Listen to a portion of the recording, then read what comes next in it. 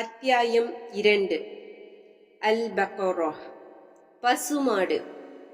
அளவற்ற அருளாளனும் நிகரற்ற அன்புடையனுமாகிய அல்லாஹ்வின் திருப்பெயரால்.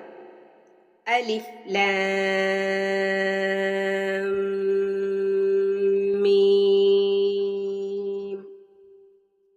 இது வேதமாகும். இதில் எத்தகைய சந்தேகமும் இல்லை. இறையச்சமுடையோருக்கு நேர்வழி காட்டும்.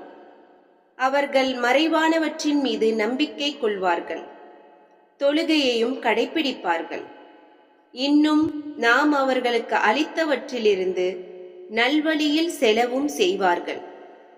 நபியே, இன்னும் அவர்கள் உமக்கு அருளப்பட்ட வேதத்தின் மீதும் உமக்கு முன்னர் அருளப்பட்டவை மீதும் நம்பிக்கை கொள்வார்கள். இன்னும் மறுமையை உறுதியாக நம்புவார்கள். இவர்கள்தாம் தங்கள் இறைவனின் நேர்வழியில் இருப்பவர்கள். மேலும் இவர்களே வெற்றியாளர்கள். நிச்சயமாக நிராகரிப்போரை நீர் அச்சமூட்டி எச்சரித்தாலும் அல்லது எச்சரிக்காவிட்டாலும் சரியே, அவர்கள் நம்பிக்கை கொள்ள மாட்டார்கள்.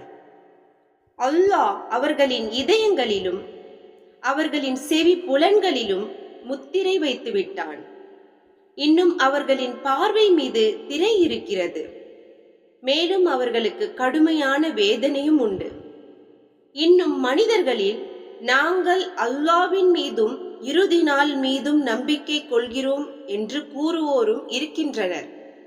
ஆனால் உண்மையில் அவர்கள் நம்பிக்கை கொண்டோர் அல்லர்.